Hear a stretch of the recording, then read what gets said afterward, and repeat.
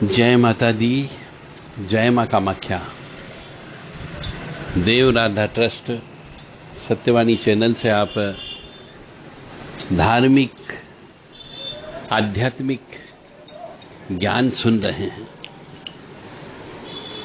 मनुष्य जैसी संगत करता है वैसा ही बन जाता है। जैसे पानी है, यदि पानी को दूध में मिला लिया जाए तो दूध बढ़ जाता है, शराब में मिला लिया जाए तो शराब में मिल जाता है। जैसे संगत करता है पानी वैसा रूप धारण कर लेता है। इसी प्रकार इस संसार में जो संग है, संगत है, उसका असर बहुत बड़ा महत्व पड़ता है। हम जैसे भी हैं, सुखी हैं या दुखी हैं, आनंद में है या नीरस जीवन है, जीवन में सफल हैं या असफल हैं, इन सब का कारण कोई और नहीं है। बस एक ही कारण है कि हमारे जीवन में किसका संगत है, किसका संग है। क्या भगवान का साथ है, क्या अच्छे व्यक्तियों का साथ है, क्या बुरे व्यक्तियों का साथ है। जैसे एक उदाहरण लेके चलते हैं, यदि गुरु किसी चांडाल के साथ बैठ जाए तो गुरु दूषित हो जाता है। यदि शुक्र राहु के साथ बैठ जाए तो शुक्र दूषित हो जाता है, क्योंकि संगत खराब हो गई है। यानी कि एक स्त्री यदि एक चरित्रहीन शराबी व्यक्ति के साथ दिख जाए तो चाहे वह स्त्री इस चरित्रहीन न हो तो भी उसके ऊपर आरोप प्रत्यारोप लग जाते हैं कि यह स्त्री चरित्रहीन है, क्योंकि संगत का असर हो गया यहां पे। इसी प्रकार से जिस प्रकार एक कागज का छोटा सा टुकड़ा, अब एक उदाहरण ले रहा हूं मैं आपको कि एक कागज का छोटा सा टुकड़ा, उस पर समाचार पत्र छपता है। वो समाचार पत्र आप पढ़कर उसको फेंक देते हो। अब वही कागज कुछ पैकिंग करने के काम में आता है जो फेंक दिया है। फैक्ट्री में बना कागज जिस पर समाचार छपता है उसे आप सुबह पढ़ते हो और शाम को रद्दी की टोकरी में डाल देते हो। और दूसरी तरफ, अब उदाहरण है ये पे, वही कागज यदि श्रीमद् भागवत गीता उस पे छप जाए या किसी देवी देवता का चित्र छप जाए तो उसे हम माथे पर लगाते हैं, पूजते हैं। तो यह है संग का प्रभाव, यानी आपने कौन सी संगत की। अब दूसरा उदाहरण लेकर के चलते हैं। मतलब जिंदगी की परीक्षा में नंबर नहीं मिलते, लोग आपको दिल में जगह दे दो तो समझो आप पास हो गए। यानी संगत का असर होता है। कोई जरूरी नहीं कि जिंदगी में परीक्षा में आपको पास होना ही होना है और अच्छे नंबर लाना है। यदि मनुष्य आपको अपने दिल में जगह दे दे, आपसे प्रेम करने लगे, तो आप समझो कि आपने इस जीवन को अच्छे से पास कर लिया है। इसी प्रकार एक मिट्टी होती है, यदि वही ईंट बन जाए, मिट्टी तो मकान बना देती है, और वही मिट्टी यदि किसी मूर्ति में लग जाए तो पूजने योग्य हो जाती है। उसी प्रकार एक पत्थर की बात करें, एक साधारण पत्थर होता है, यदि वो पत्थर इधर उधर पड़ा हुआ है तो उसे लोग बाग ठोकर मारते हैं, उसे पीटते हैं, तोड़ते हैं, फेंकते हैं, उसके ऊपर चढ़ते हैं, गाड़ी घोड़े चलते रहते हैं। परंतु यही वही उसी पत्थर पर यदि सिंदूर लगा करके भगवान की पूजा करने लग जाओ तो वो पत्थर सिरोधारी होता है।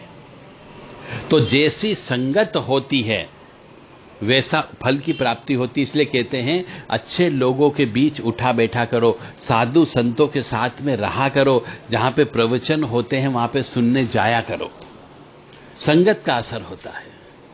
तो कहने का अर्थ मेरा यहां पर यह है कि संसार में संगत का बहुत बड़ा असर होता है कि आपके साथ में कौन सी चीज जुड़ी हुई है, अच्छी चीज जुड़ी हुई है या बुरी चीज जुड़ी हुई है।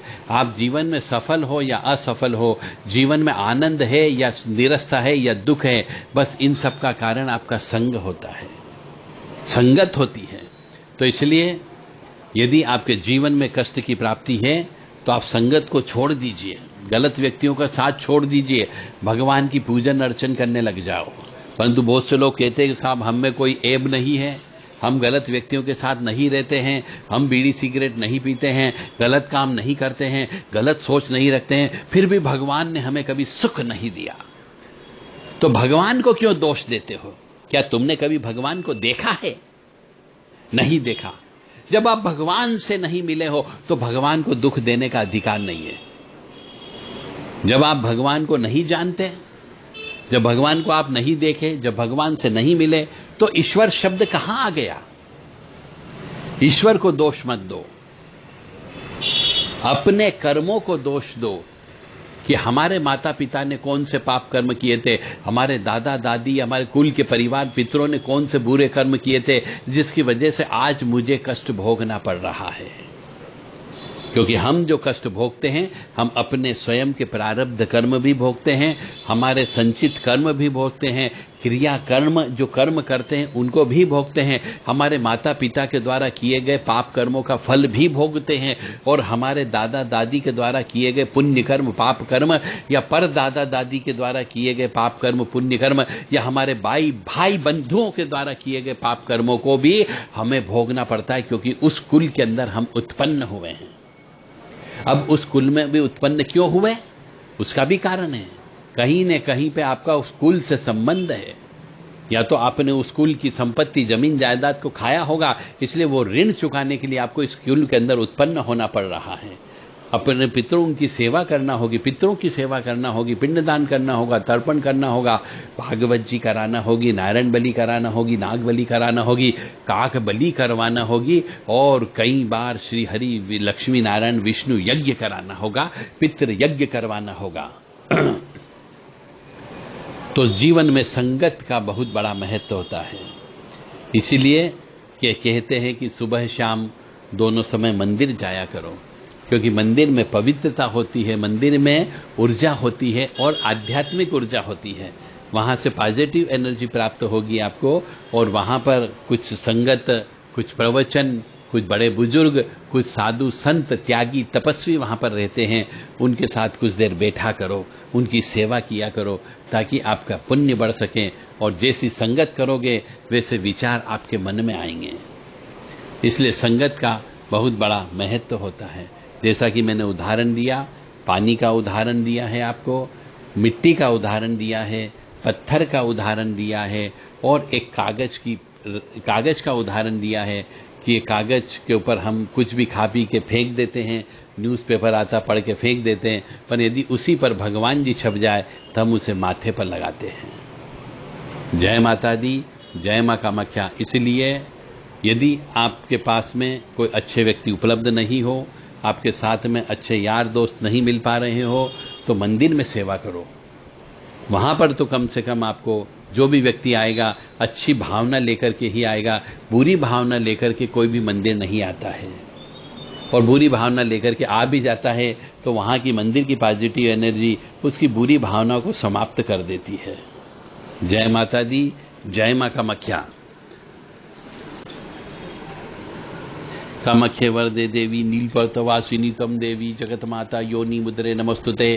कामाख्ये काम संपन्ने कामेश्वरी हर प्रिये काम नाम देहि मैं नित्यम कामेश्वरी नमस्तुते। काम दे काम रूपस्ते सुभगे सुर सेविते करोमि दर्शन देव्यम सर कामार सिद्धयेत।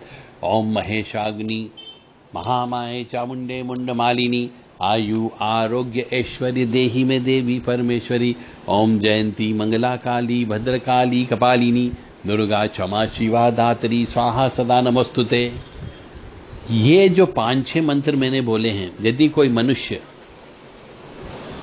लगातार 90 दिन तक दिन और रात के मिलन के समय पे, सुबह और शाम को दिन और रात का मिलन का समय होता है, उस समय पे यानी 1 घंटा सुबह ब्रह्म मुहूर्त में और 1 घंटा शाम को सूर्यास्त के समय पे यदि जप करता है घी का दीपक लगा करके, तो उसका भाग्य परिवर्तन हो सकता है, उसके पाप कर्म कट सकते हैं, काफी कुछ हद तक उसको सुख की प्राप्ति हो सकती है।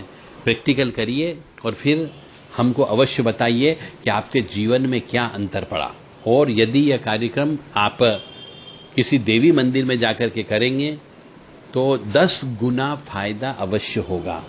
और यदि यही कार्यक्रम आप ब्रह्म मुहूर्त में और सूर्यास्त के समय पे किसी तालाब में, नदी में, अपने नाभि तक पानी में डूब करके, खड़े होकर के या बैठ करके जब करेंगे तो यह 100 गुना फायदा करेगा। प्रैक्टिकल करिए और निश्चित तौर से आपके जीवन में परिवर्तन अवश्य आएगा।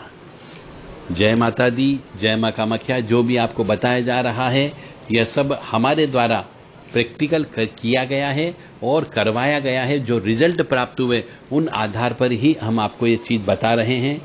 तो आप हमारे इस चैनल को सुनते रहिए और पूरा सुने। अधूरा ज्ञान खतरनाक होता है। हो सके तो आप एक डायरी बनाइए, एक किताब बनाइए, जिसमें जिंदगी के जीवन जीने के हम बहुत से टोने टोटके बताते रहते हैं, बहुत से उपाय बताते रहते हैं। उन उपायों को इंडेक्स बना करके लिखें, ताकि जिंदगी में, अभी जिंदगी प्रारंभ हुई है, हमेशा जिंदगी को ये मान के चलो कि पूरी नहीं हुई है, प्रारंभ हुई है, ये मान करके आप उन टोने टोटके और उपायों को लिखें। और जब भी जीवन में कष्ट आए तो वो उपाय अवश्य करें। जैसे सुखी रहने के उपाय हो गए, बच्चे पैदा होने के उपाय हो गए, या फिर पाप को काटने के उपाय हो गए, पुण्य कर्म करने के उपाय हो गए। कौन कौन से उपाय होते हैं, हम हर बार अलग अलग चीज, अलग अलग उपाय बताते हैं। वो आप नोट करके रखें। खुद भी सुखी रहें, दूसरों को भी सुखी रखें। जय माता दी, जय मां कामाख्या।